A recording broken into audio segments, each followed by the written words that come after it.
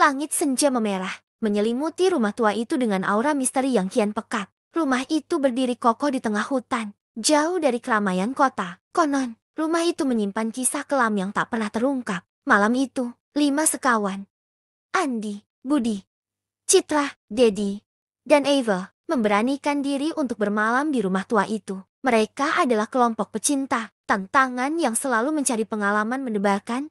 Siapa takut? Tantang Andi, mencoba menyembunyikan rasa gentarnya. Kita buktikan, tidak ada yang namanya hantu. Timpal Budi, dengan nada yang dibuat-buat berani. Citra, Dedi, dan Eva hanya tersenyum gugup, mencoba meyakinkan diri bahwa semua akan baik-baik saja. Mereka memasuki rumah tua itu dengan langkah hati-hati. Debu dan sarang laba-laba menyambut mereka di setiap sudut ruangan. Suasana dingin dan sunyi mencekam, membuat bulu kuduk mereka meremang. Baiklah, kita berpencar, cari tahu apa yang aneh di rumah ini.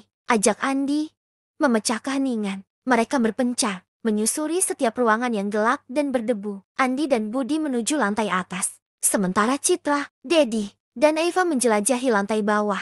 Saat Andi dan Budi tiba di kamar tidur utama, mereka menemukan sebuah buku usang di bawah tempat tidur. Buku itu berisi tulisan tangan seorang wanita yang menceritakan tentang kejadian-kejadian aneh yang dialaminya di rumah itu. Ini dia, kita temukan sesuatu, seru Andi. Girang, mereka berdua membaca buku itu dengan seksama. Semakin mereka membaca, semakin merinding mereka dibuatnya. Wanita itu menulis tentang suara-suara aneh, bayangan-bayangan hitam, dan bisikan-bisikan misterius yang menghantuinya setiap malam. Sementara itu, di lantai bawah, Citra, Dedi, dan Eva menemukan sebuah ruangan rahasia di balik lemari pakaian. Ruangan itu berisi foto-foto keluarga yang sudah lama meninggal. Siapa mereka? Tanya Citra. Penasaran, mungkin mereka adalah pemilik rumah ini, jawab Dedi. Tiba-tiba, lampu di seluruh rumah padam. Suasana menjadi gelap gulita, hanya suara angin yang berdesir di luar jendela. Andi, Budi, teriak Citra, ketakutan. Kami di sini, jawab Andi dari lantai atas.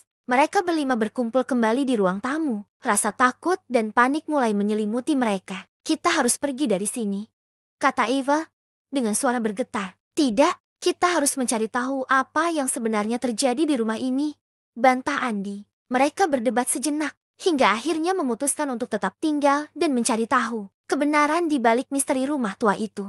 Malam semakin larut, suara-suara aneh mulai terdengar dari berbagai arah. Bayangan-bayangan hitam terlihat bergerak di sudut-sudut ruangan. Bisikan-bisikan misterius terdengar memanggil nama mereka. Mereka berlima saling berpegangan tangan, mencoba menenangkan diri. Namun, rasa takut mereka semakin menjadi jeti.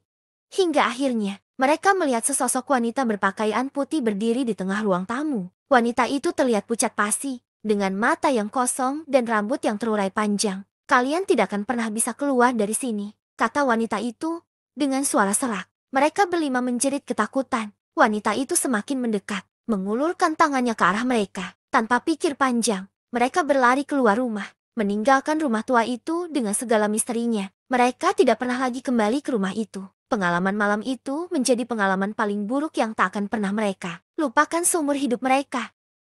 Apakah kamu juga memiliki cerita seram tentang rumah tua? Coba tulis pengalamanmu di kolom komentar.